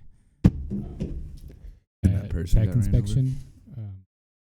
Me showing you guys some pictures or videos of a truck or somebody in a truck accidentally holding the gas instead of the brake and running into people. Oh yeah. So I remember how this went. So like we were right there in the picture, but in the daytime, we were there early in the morning. That's the start line, right? You remember all the trucks were staged up and they were like slowly inching up to the start line, and they had to like, what were they doing? They were talking to the hosts, or they were like getting inspected to Oscar to make sure they like had a race ready vehicle. Yeah. So the first day, so the day before the race, all the vehicles have to get inspected for their vehicle compliance and safety compliance. So all their like fire suits, helmets, all that stuff, safety restraints. Everybody has to get inspected and pass inspection the day before the race. So that's what we were seeing when that happened. Yeah. So we were checking that out, and it's like so like open and free. It's just like walk on in, right? Mm-hmm. You just come in, check out this 1,000 horsepower trophy truck that's currently running. Yeah. And it could like move at any second. There's just some dude behind the wheel just inching forward to the stage. Mm-hmm. We're just like taking pictures. The monster chicks are there, you know. Mm-hmm. There's tons of people everywhere. And then we left the area and we're gonna go get some tacos or something. And then Oscar just all of a sudden goes, dude, somebody died where we just were. And we're like, what? He's got it up on the screen. So yeah, 2 dead after trophy truck lunges forward during Baja 1000 contingency. Yeah, that was pretty wild, dude. So like we were like walking in between these vehicles, running, just taking pictures, being tourists. You don't really realize how dangerous that is, I guess. Yeah. I definitely would not expect something like that to happen. No, and this dude just like lost control, hit the gas, I guess, or something, and just like ran somebody over, dude. Smashed him into the car in front of him. Yeah, wasn't it a lady, Oscar, that got killed or something? I don't remember who it was, but Yeah, we were there like I want to say like 15 minutes before at the same exact location, but we had left to get food. Yeah. Yeah. I mean, it could have been us. Remember, we got some bomb ass beer, Dude. And then you got diarrhea. Montezuma's revenge got me bad, dude. Your gut was exposed to Mexico, dude. I don't know what happened, dude. Something bad must have happened. Yeah, I got a pretty good stomach, but there's the lads. A lot of beers were drank. Yeah, dude. We had some good times, though, out there. What is that? Is it Tecate? Is that the beer? We were drinking a lot of Tecate. That one is a Pacifico. That's a Pacifico, yeah. Oh, my God. Dude, all these memories are coming back, man. That was the coolest trip ever. It was so sick. So in the picture, you guys can see behind us, that's what is that, like a sand rail or like a class 1 maybe buggy. It's coming up the hill behind us. That is the active racetrack of the Baja 1000. So we drove from the start point, like maybe like an hour and some change, I think. Something like that. And then we went off-road in Oscar's dad's truck, and we drove out to this point that we knew the vehicles would be crossing through, and it was kind of like a ravine. Like a crazy hill climb. Yeah. And so we got this sick view for like a couple hours of just wave after wave of all types of vehicles, man. We trophy trucks, motorcycles, class 1s, Volkswagens. I mean, they have VW bugs. If you guys don't know what the Baja 1000 is, they race VW bugs in this race. Stock vintage Beetles with just big tires. Yeah, and they race them for 1,000 miles through the desert. It is so crazy. Yeah. That's my favorite part of that race is the bug, dude. I mean, it's like, I don't know, man. But we were hanging out there for a while. You threw up the drone. Yeah. I think Montezuma's revenge hit you out there too. For sure. Poop behind a bush. Yeah. I got called Wapo and handsome by like this crew of just like fugly Mexican women that were like looking at me while you guys were watching the race, and I was grabbing more beer. It was like super awkward. This was later on that day. We drove, I don't know how much further, but we were trying to like pretty much beat the vehicles to their different crossing points with like major highways and stuff on the route. And this was a pit. So it's just a gigantic semi truck with like, it was sponsored by, was it BF Goodrich? Yeah. So they had set up these pits so that the vehicles could just kind of like pull up, get service, get an oil change or get like a new tire or fucking if the shock blew out. I mean, because they're driving for 1,000 miles, you know, off road. You know, you're not. Something's gonna happen eventually, especially with some of the vehicles that aren't really meant to take that type of abuse. But this was like a live pit, and it was just set up in the middle of the desert. Like if you zoomed out, there's nothing around us. It's just pure desert. There's just people, and everybody just knew that was the pit. I think I might have sent you a drone shot, maybe of.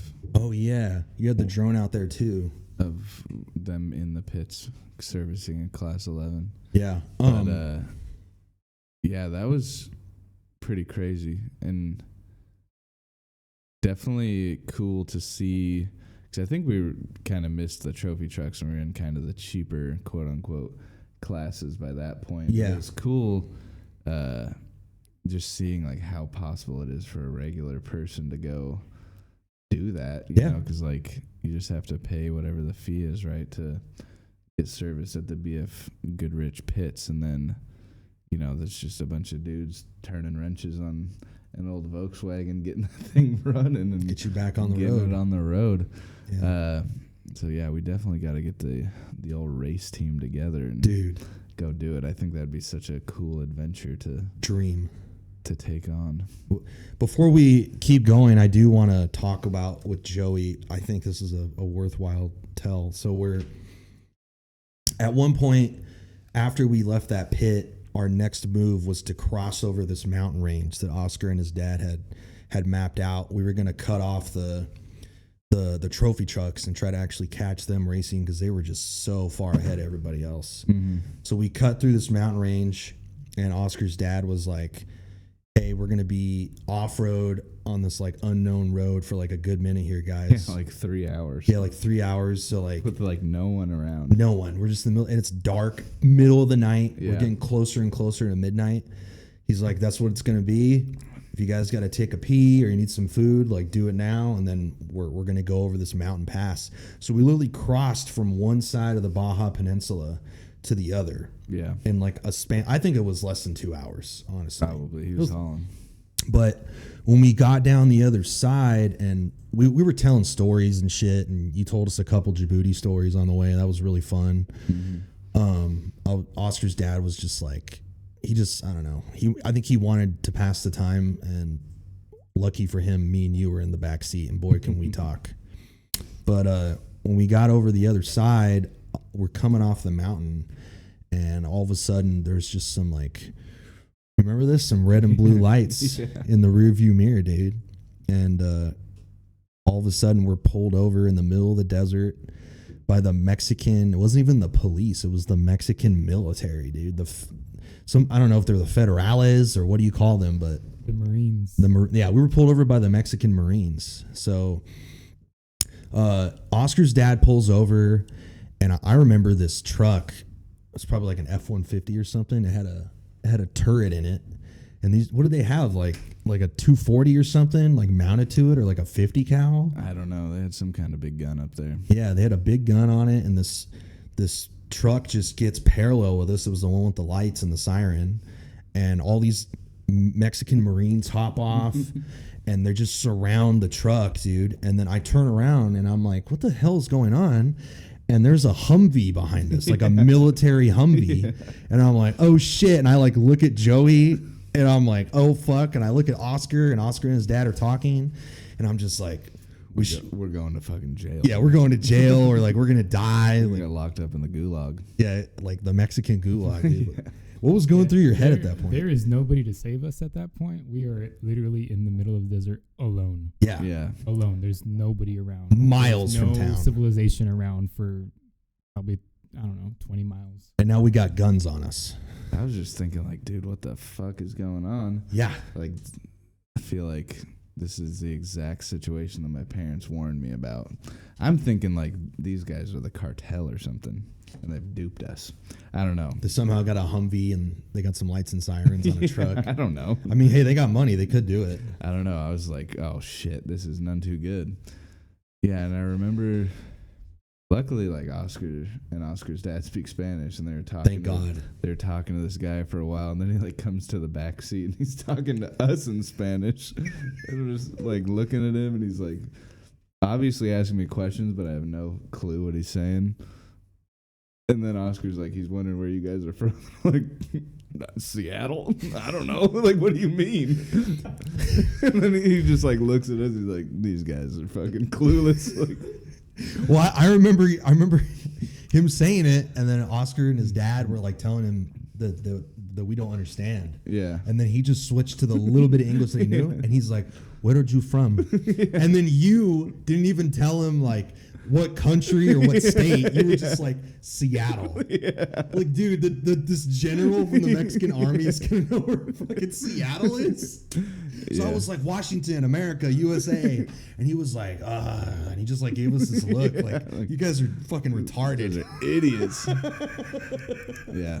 I mean, I'm sure I was definitely like pretty lit at that point. Oh yeah, we both were. Slamming beers, but yep. It's like, dude, what the hell is happening? And then right after that, somehow, like right when we got into town, oh my God, luckily, after this like crazy off-road excursion, dude, my blood pressure is still coming down, and then something else happens. We like just make it into like the first town, and our freaking tire goes completely flat. We got a flat tire. Which, like, dude, if that happened like an hour before, we would have just been in the middle of the Baja Peninsula with no one around. Yeah. No cars. We didn't see anything. And then the tire goes flat. We pull into a gas station. We change the tire out, riding on a spare. And we got some sick fucking tacos. We got again. some sick tacos. Went and watched more of the race at night. Like, pulled right up to the racetrack. Yep. And these trophies, like, just this big, flat section where the trophy trucks are just flying by. I mean, dude, we're like 50 feet away, and these trophy trucks are zipping by us like 100 miles an hour. 100 plus, dude. I mean, look at this thing. It just flies by. Just crazy. And that ground is not flat, dude. It's just, no. You see those shocks and those tires going up and down, dude. The suspension's doing everything it can. Yeah. So it took us probably, like 2 more hours to get back to our hotel. Yeah, because we not only had to cross back over the mountains again, because I looked at the map later, but we had to go north a little bit to get parallel with Ensenada, and then we crossed the mountains. Yeah. But you and Oscar ended up falling asleep. Yeah. And then I couldn't sleep because I knew Oscar's dad was tired as fuck as I was. So I was like, well, if he falls asleep and everyone else is asleep, we're all dead. Yeah. So I just stay awake, dude. And we got hit that night on the peninsula with this like brutal rainstorm, dude. And I just remember looking out the window at like 2 o'clock in the morning, and Oscar's dad is like leaned all the way forward in his seat, just trying to stay awake. Survive. Dude, yeah. And he's like, Drew, can you give me some candy? And I like gave him candy. He's like, I need something. I gave him like a Monster. He's just trying to stay awake and alert. And I offered him like Zen. I was like, this will help you stay awake. And he's like, no. But dude, like it's pouring down rain. You guys are asleep. There's lightning flashing across the sky. Oscar's dad has been awake at this point for more than 24 hours. Yeah. Because you guys got up. Do you guys remember what time we woke up that morning? Oh, we yeah. woke up super early. Yeah, we got back at like 3. No. The morning that of morning. We woke up at like 6 or something. Okay. Yeah, we woke up at 6 to get started of the day, right? But before that, do you remember going to watch the motorcycles? You guys went. Midnight? I didn't. We watched the motorcycles leave at like 1 o'clock or In the 2 morning. o'clock In the or morning, something. we stayed there for about an hour and a half, probably. Yeah. And then went back to bed at like 2 to 2:30. Woke up at 6 again, and then our day started. And at this point, it's probably 2 in the morning. Yeah, like 2. 1 in the morning the 2:30. next day. He's running on like 4 hours of sleep. Yeah, Oscar's dad's like doing the craziest off-roading the ever. craziest drive. We're doing our own Baja 1000. Yeah. When we got to that spot after the cops, where I just showed the video at night, where the trucks passed, it was around like 11 o'clock to midnight at that point. Yep. I remember us leaving at like shortly after midnight. We didn't get back till like 2 or 3 a.m. Yeah, and then the next morning, dude, we woke up at like 5. Yeah, we slept like not even 2 hours. Yeah. And then because we'd fucking booked this like all day fishing excursion. Yeah.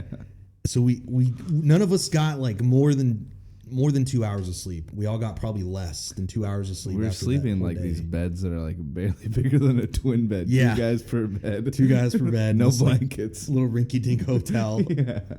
But hey, at least we had shelter, dude. I was sleeping with Drew, and that guy sucks to sleep with. But yeah, so then we got up at 5 and we went down to the dock, and we were going to get on this boat, and because that storm had rolled through the night before, and the guy was like, yeah, so that storm's still hanging around. The Mexican Coast Guard, they're not going to let us take the little fishing boat out. And when I first heard that, I thought 2 things. 1, fucking sweet, I get to go back to bed. I am so tired still. But 2, fuck, we don't get to go fishing. Yeah. And he goes, but they will let us take the big boat out. Yeah, like the group charter boat. So like literally 4 of us got to be on a group charter sized boat.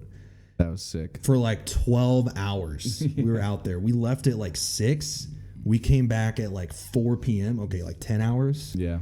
Just the funnest, but also the worst fishing experience of my life. I mean, yeah, I got seasick. Everybody was puking. For the first time in my life. I got the iron gut, but everybody else was puking. Like Oscar crazy. and you did not puke. No, I think Oscar probably puked. Yeah, I was hurting, but Oscar. He's gonna tell you he didn't. I bet he did though. You didn't puke, Oscar? Yeah, me and his dad were dying, dude. Just fucking brutal. Oscar's dad, tired. poor guy, he just slept. He slept like the entire fishing charter. He was so wiped. Yeah. You guys caught so many fish, dude. I mean, we went out there and braved the storm up and down, and the guys that are on this charter, man, they were so fucking awesome. Yeah, those guys are crazy. Like I remember for the first like 2 hours, I was trying to just stand up Yeah. and walk around, and the waves were so crazy. I just couldn't even Like I would just get thrown overboard or something. Yeah, and we're in a pretty big boat. Yeah. And the ocean Those was guys just like just gonna walking eat us. around like it was nothing. Like it took me nothing. forever to get my sea legs. Yep. But yeah, we were just catching all kinds of little rockfish and stuff and Bonita. What else? Red snapper. I Red think? snapper was like the number one catch. Didn't Dude, do catch we have something that else group? Kind of weird fish. Do we gotta put up that photo of like the catch? I think I sent that to you. We gotta put that up, dude, because I think I caught maybe 3. So I caught like maybe 3 fish, and then Oscar's dad unfortunately was like too tired and sick. Yeah, he But- woke up like right at the end. Yep, but you two goons, I think the total count was over 50 fish.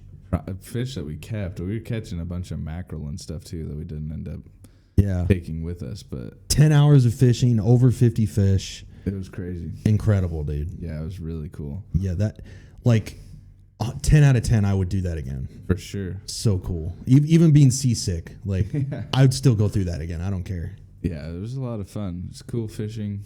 It'd be fun to go down and do some like trophy fishing, but even that, like, I don't know. It's hard to beat a good day on the water, you know? Yeah, 100%, dude. And yeah, and the weather cleared up in the afternoon. The storm finally passed through. It was just beautiful out there. The water flattened out. And the fish There just it kept is. coming. Yeah, there. Look at that, guys. I mean, so on the left and the right, you can see obviously the main catch, but then there's these little tanks on the left and right on the far sides. Those are just totally packed with fish. Those are like live wells. Like, I mean, in that picture alone, just the fish on the surface of the wells, I mean, you're looking at probably like 30 to 40 fish just right there. And then there's another live well underneath it with like another 10 to 15 probably. I mean, just insane. Yeah. I've never been on a Yeah, trip where that many was the, caught. The actual numbers for the catch that day was 72 fish. Wow. 72 fish caught. Jesus A lot Christ. of it was mackerel, so the mackerel are in the live wells, and they end up using that as bait. But 72 fish total. It was a good day of fishing. It was a good day. And that, Epic. And that stuff tasted so good. Epic. Then the journey home, dude. Quite the journey. Went back to San Diego Yeah. from Ensenada. We drove through He's got it up, dude. we took a little detour and went up north a little bit to get these tacos that were hella good. Yep. And then we drove back down south to go through the Tecate border crossing because we thought Tijuana would be too brutal, which I probably was, but Tecate was still like a 3-4 hour wait. yeah, and it closed at 10. Yeah, we barely made it. We were like the last car across the border, but we like get there, the line is like hella long to have to park like so far away, dude. Yep. None too good. Was that your first time ever crossing the border, like by car or on foot? That was the first time I've ever been to Mexico. So there you go. And we were just parked right on the fence. Yeah, right on the fence, the wall. Yep, the wall. And yeah, dude, got in that line and my tummy just, I knew at some point it was going to just be none too good. Yeah, you hit me with kind of looked over at me as we're sitting there chilling, and Oscar fell asleep with like a fight on his phone. Oscar's dad's just kind of like zoned out. You're just like, you think they got a bathroom around this, John? Yeah. And I'm like, you need to go again? And you're like, oh yeah. And then Oscar's dad was like, yeah, I think I see a Walmart over there. He doesn't even see a Walmart. I'm looking at Google Maps thinking like at some point There we go. this is about to get, I'm going to need this. And I'm looking around. There's like nothing. It's just a barrio, like a neighborhood. Yeah. So yeah, my tummy started right when I like looked at the map. I think I was talking to them about it. They're giving me suggestions, and I like look at the map and I see this You saw the Walmart on the Walmart. map, and like right then and there, I'm like, Gotta go. I gotta go to Walmart, dude. Gotta take a big fat dump. Sure, you can come with me if you want, but I'm getting the hell out of here. There was no way I was letting you go alone. Yeah, Not in Mexico, which I dude. appreciate. But yeah, I was just full steam ahead after that. Yeah, when we got out of the truck, I remember like my shoes weren't tied because I was comfy.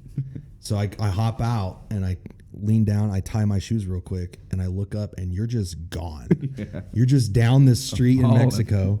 We can't get out of line because like we're scared that we're not even gonna make it across the border. Yeah, so the truck's got to stay where it's at. Yeah.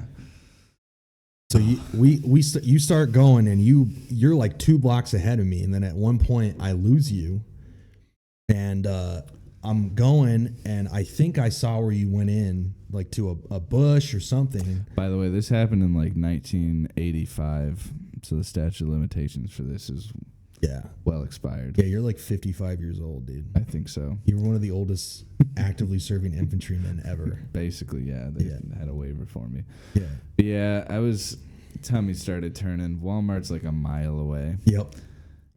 And like 100 yards away from the truck, I'm thinking like, it's time. No shot I'm going to make it. So I'm looking like everybody's got like these big fenced off yards, and all these freaking yards have like these huge scary dogs in them. They're like barking at me. I'm like, nah.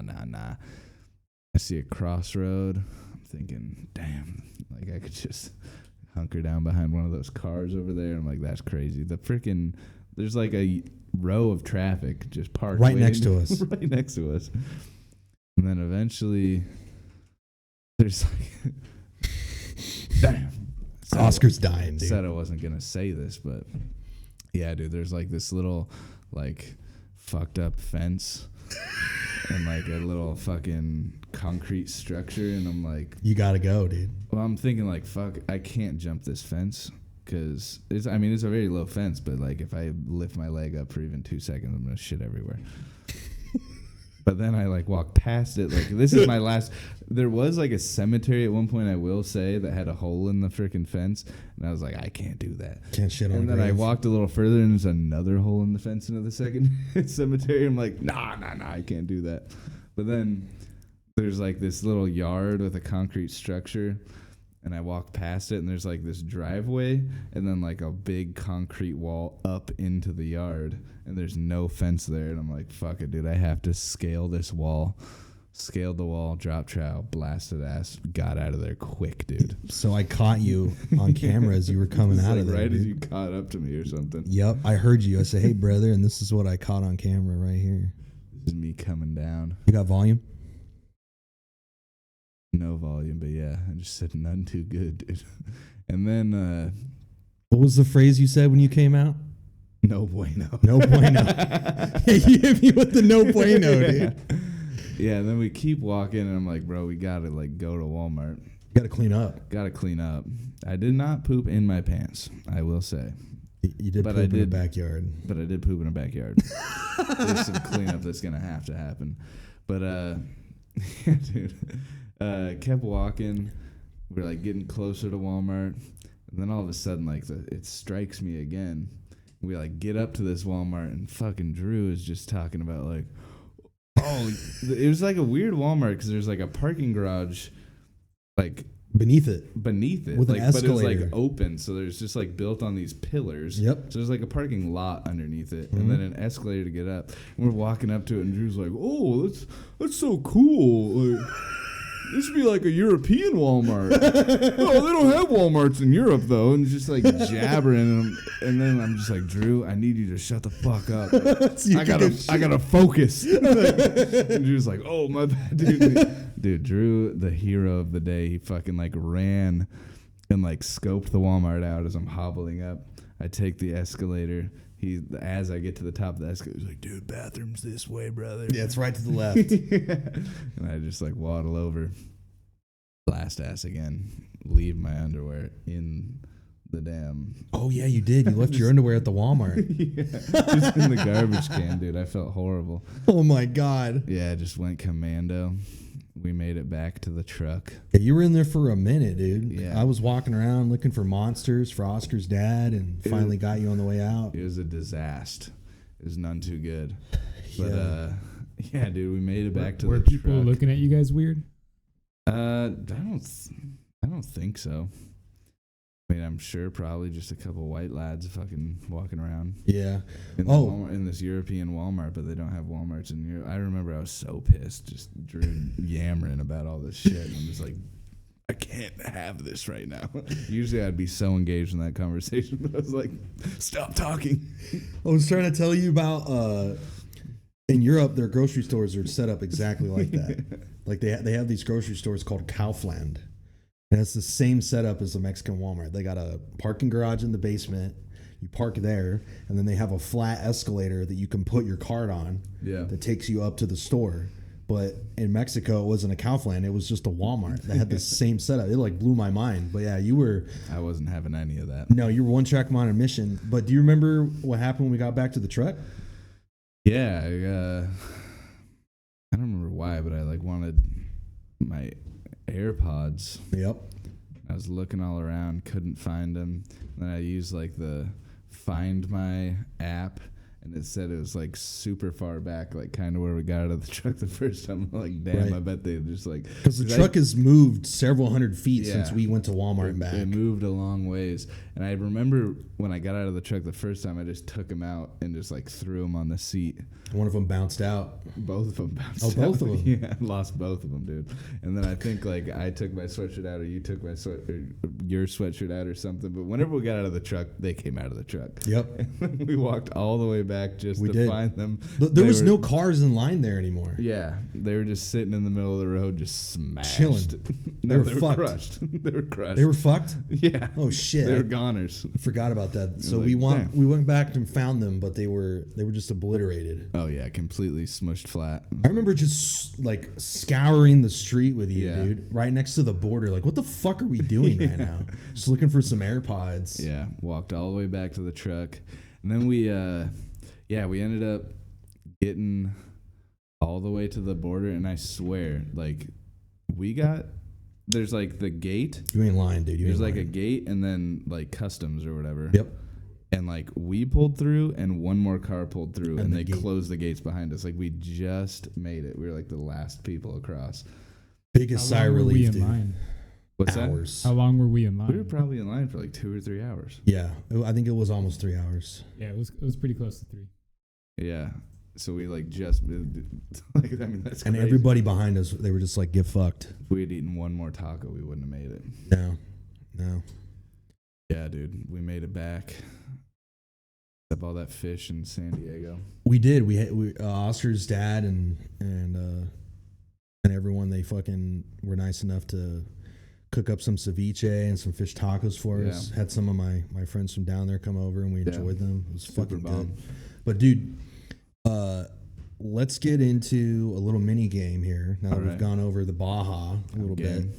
This game is called, Oscar put this together. It's called Baja or Djibouti. So Okay. pretty self-explanatory. Oscar's gonna go through this slideshow here, and we just got to guess: is that the Baja or is it Djibouti?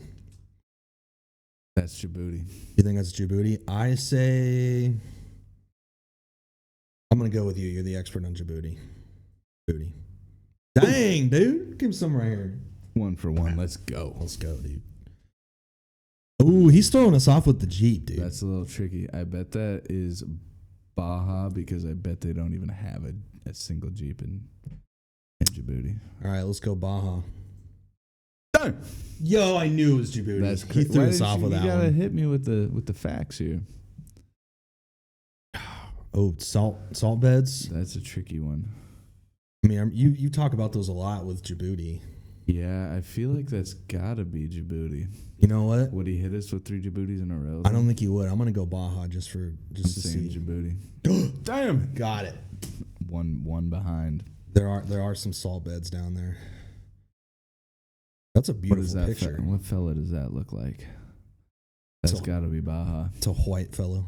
It looks like a Maybe like Mexican. a Mexican fella. That's beautiful though. Or is he tricking us? Did the beaches in Djibouti look like that?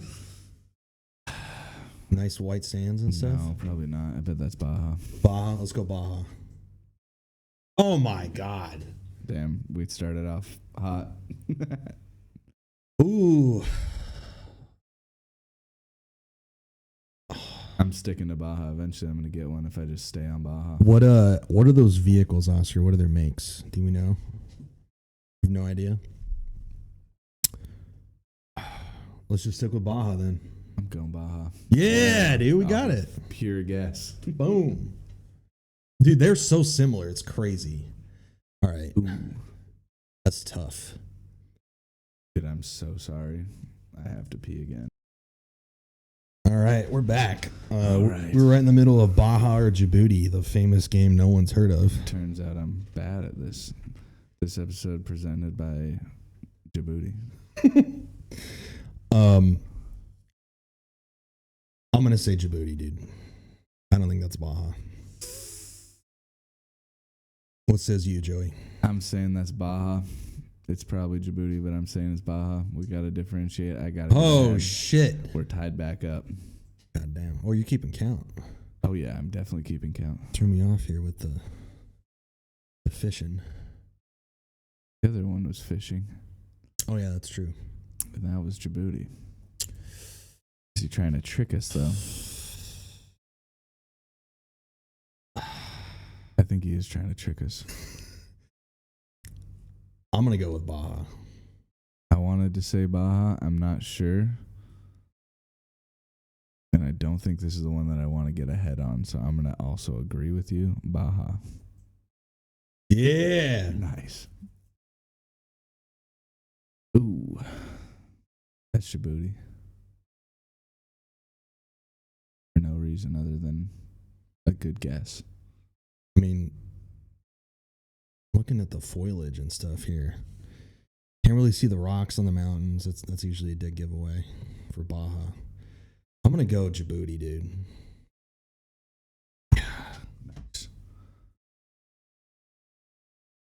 Oh fuck. I think I saw this one, so I don't think it should count. What is it? Djibouti? I didn't see this one. Are you sure? That looks a lot like Djibouti. Yeah, let's go. You going Djibouti? I think so. Yes. All right. All right, I'm dialed in now. This is the final round. Two more. Two more. This one and the next one, and that's it. Oh fuck. That's Baja for sure. We got to guess opposites. I'm saying it's Baja. I'm locked in. You're saying Baja. I'm gonna say.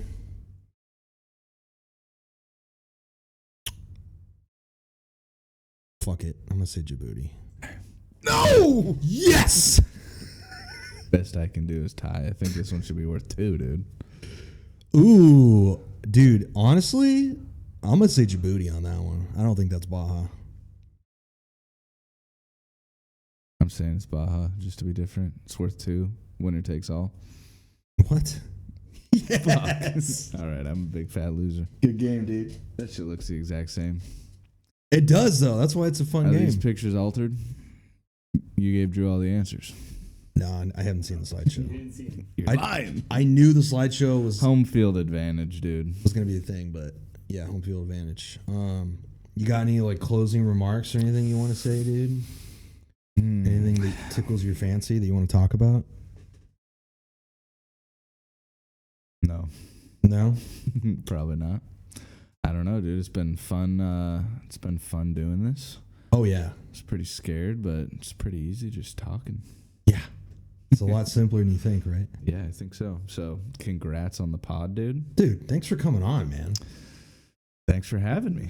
It's a good time. Of course, dude. Next time you come on, I got a story I want to tell you, but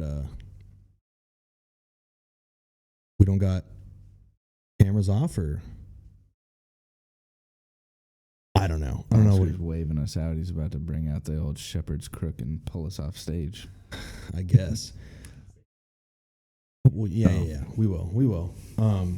Yeah, but next time you come on, dude, if you'll come back. Oh, for sure. Yeah, I got a story I'm itching to tell you, but All right. I think we've gone long enough. But cheers, Hell dude. yeah, dude. Cheers, brother. Thanks for coming on. Thanks for having me. Yep. Thanks for watching, everybody. As they say, don't forget to like and subscribe, whatever the fuck they say. And God bless, and we wish them well. Peace. God bless America. Yeah, God bless.